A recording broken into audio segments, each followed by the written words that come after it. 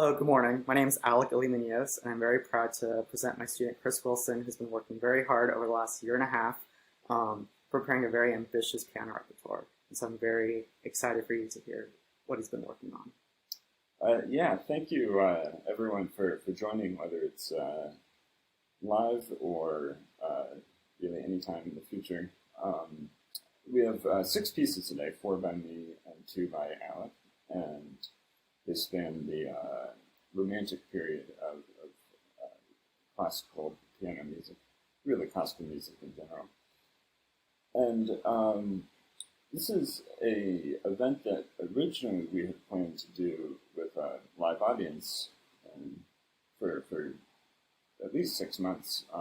Since that's no longer possible, we're glad that you can join us in this sort of digital environment. And what the purpose of this exercise, at least for me, has been that as much as there's a great joy in playing the piano for oneself, there's also something very ennobling about sharing that music with someone else or other people, no matter how polished or imperfect it may be. And it's also terrifying. And but this is a time when there are many things that are rather causing a lot of sort of anxiety, and so I think that it makes the practice of sharing one's appreciation of art all the more urgent and all the more necessary. So I hope we can communicate that urgency and that joy at a time when it's something we could all use. The first piece is by Frédéric Chopin, and it's a very short prelude, and Alec's going to tell you just a little bit about what a prelude is in the sort of canon of different types of piano pieces. Sure. So a prelude, back in the day when the kings and queens financed everybody's work, artistic work, you didn't want to just go up to the piano and start playing. You wanted to start with a piece to warm up the piano, to make sure you knew what you're getting yourself into. Imagine they didn't tune the piano correctly. Well, the king doesn't care. He doesn't know that. He wants a beautiful, beautiful performance. And so artists would play a prelude to warm up the piano. Since then, it's obviously evolved into whole different meanings. But I'm excited to see for you to hear Chopin's interpretation of a prelude, and you'll see it's not just a warm-up piece. It's much more than that.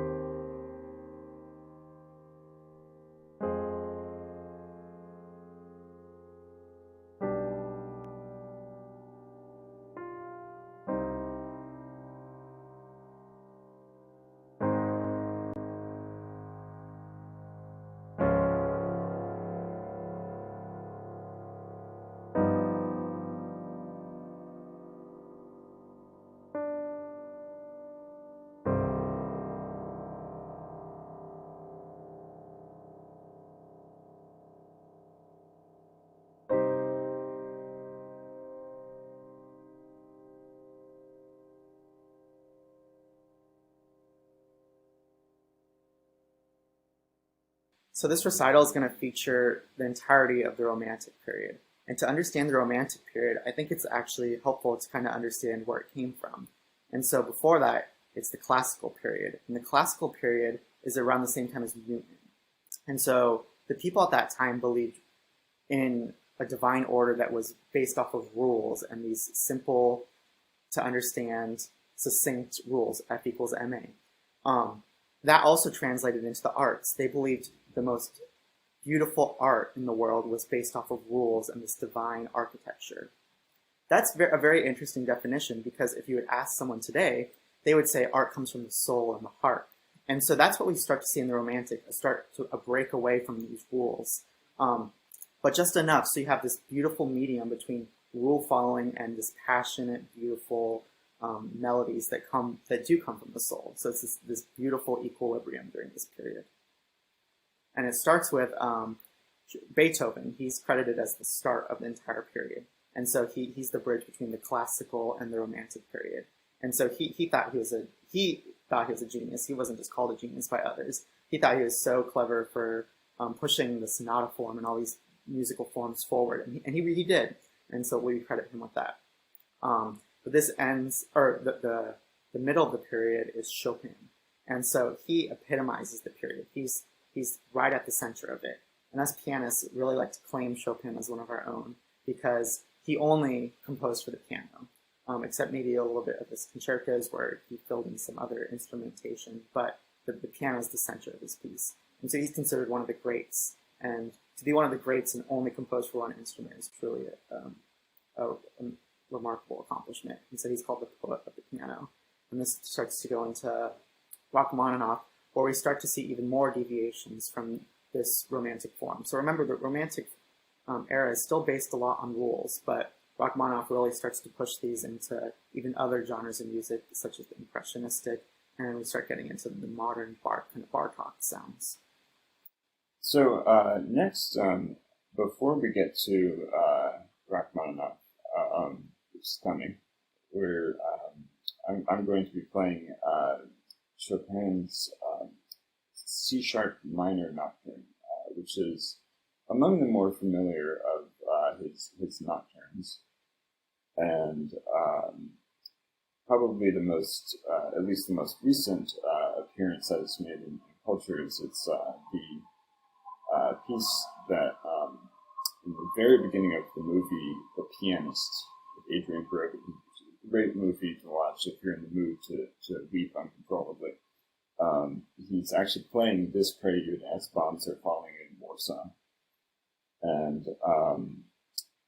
it was published actually posthumously, and yet remains a piece that has endured and has evolved over the intervening years, and works in a lot of what we see with Chopin, who has both Polish and French influences, where, for example, this piece has a little kind of Polish dance just inserted, placed seamlessly in the middle of sort of different themes. And so it's been a lot of fun to kind of explore how it develops as it goes.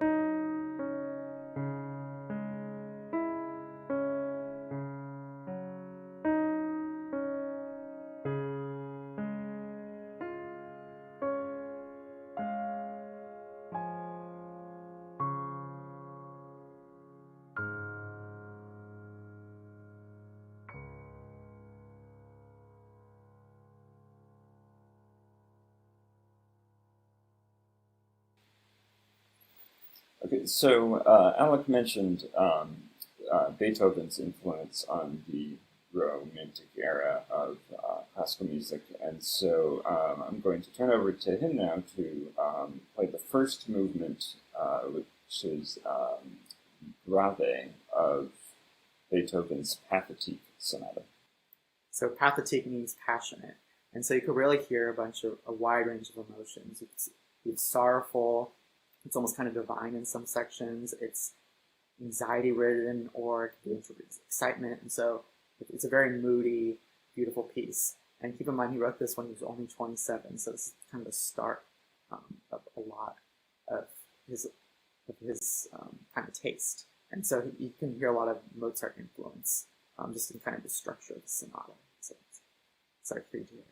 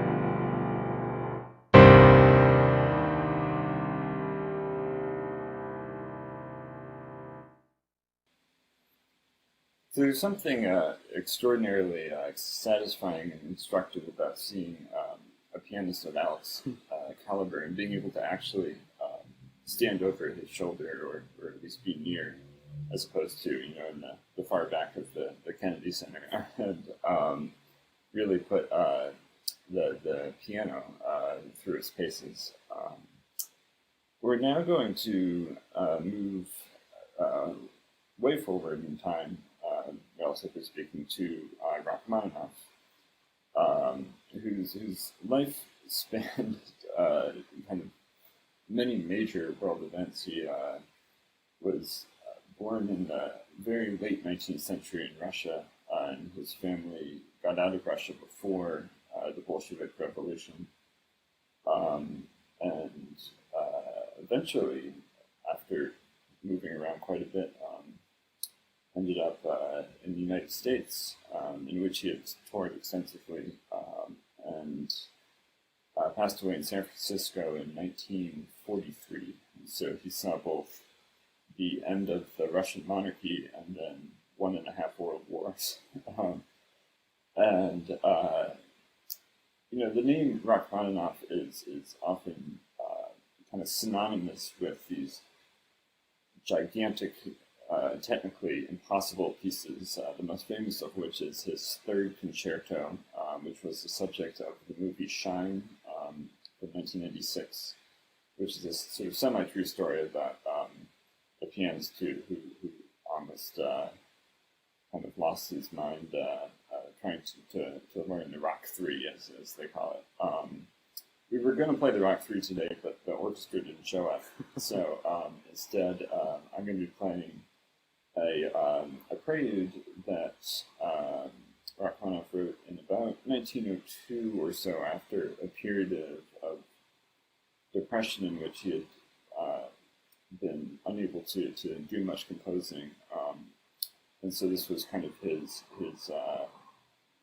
a period fairly early in his career of kind of reignition for him. And Alex can tell you a little bit about where Rachmaninoff fits in the storyline that we're presenting. Sure. And so we began with Beethoven, who kind of started the Romantic movement, Chopin, who epitomizes it, and Rachmaninoff, that kind of pushed it to boundaries that led to even other genres. And so this Rachmaninoff definitely didn't follow the rules. It's a lot more colorful. You notice a lot more interesting chords. You'll notice explosions of dynamics that don't follow the typical exposition, rising action, resolution. And so he plays with that kind of narrative progression of pieces. And so I hope you'll hear that in this next piece that Chris is going to perform.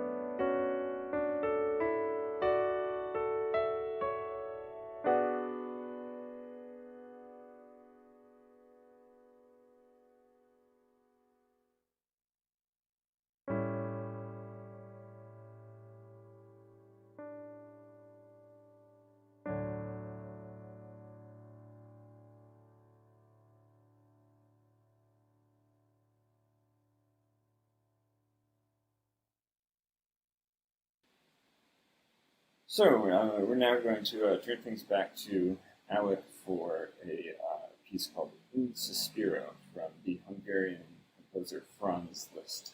And so Liszt was the virtuoso of his time and is considered by many to be the best pianist of all time. Some people thought he was possessed when he was playing. And many pieces that are considered very difficult were just child's play for him. He is alleged by legend that he just sight read Grieg's concerto as because they were colleagues at the time, and Grieg handed it over to see what he thought and just played it, sight read it all. It was considered a very difficult piece. And so Un Suspiro is one of his most loved.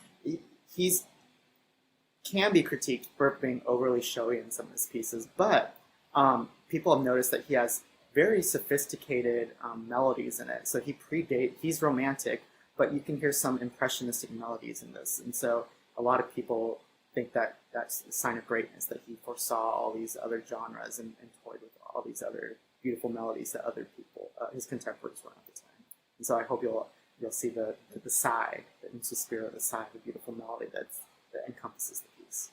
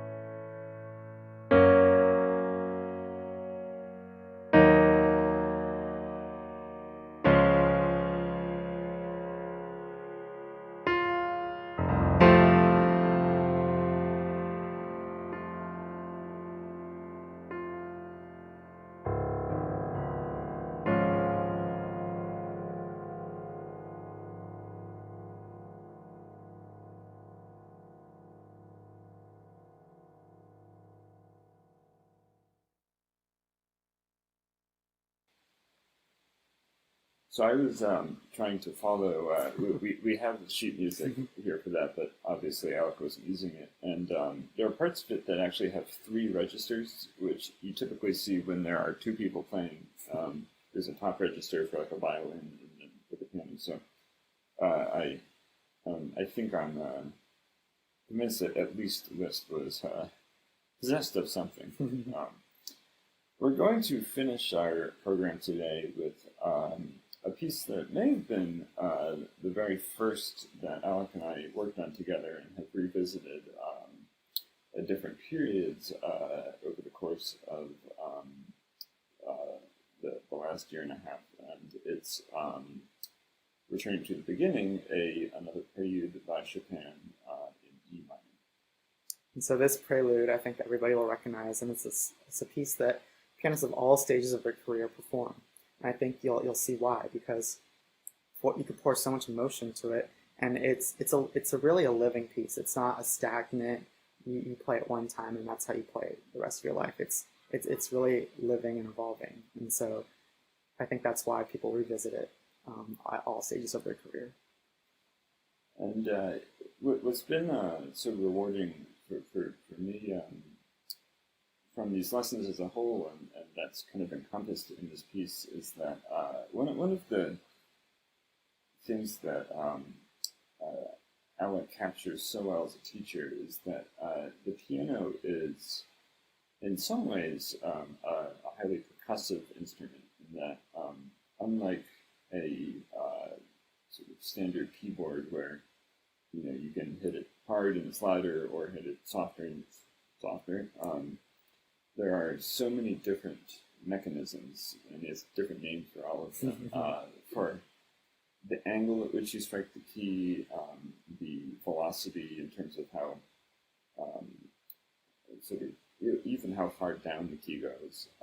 And there's so many ways to express different sounds. And as we've learned those different techniques for different pieces, that has enriched this particular piece, which is on this sort of this palimpsest of technique as one progresses.